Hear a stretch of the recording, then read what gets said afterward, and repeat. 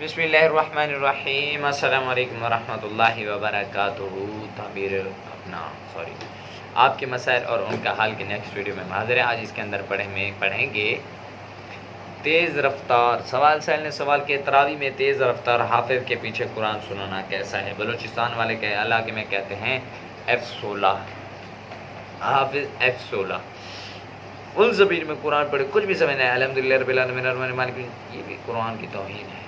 تراویح میں تیز رفتار حافظ کے پیچھے قرآن سننا کیسے ہے؟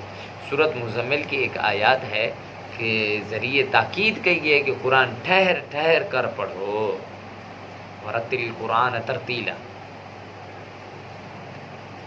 اس کے برعکس تراویح میں حافظ صاحبان اس قدر روانی سے پڑھتے ہیں کہ الفاظ سمجھ میں نہیں آتے، سیم فیلنگ، سمجھ میں نہیں آتے۔ اگر وہ ایسا نہ کریں تو پورا قرآن وقت مقرر پر ختم نہیں کر سکتے۔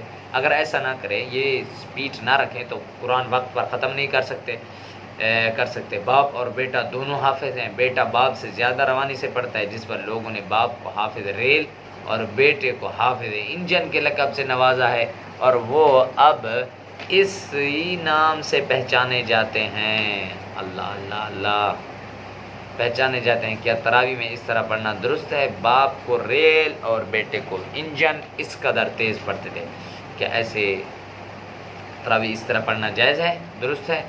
جواب یہ ہے، تراویح کی نماز میں عام نمازوں کی نسبت ذرا تیز پڑھنے کا معمول تو ہے، تھوڑا سا تیز پڑھنا معمول تو ہے، مگر ایسے تیز پڑھنا کہ الفاظ صحیح طور پر ادا نہ ہوں اور سننے والے کو سوائے یعلمون تعلمون کے کچھ سمجھ نہ آئے تو حرام ہے۔ ایسے حافظ کی بجائے علم ترى کیف سے پڑھ لینا بہتر ہے۔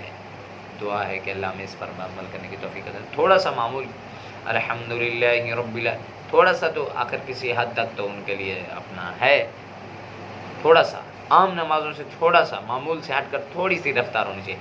البتہ اس طرح نہیں ہونا چاہیے کہ آپ کے القاب انجن اور ریل رکھ دیے جائیں۔ دعا ہے کہ اللہ میں صحیح مسائل پر عمل کرنے کی توفیق عطا فرمائے۔ آخر دعوانا الحمدللہ رب العالمین۔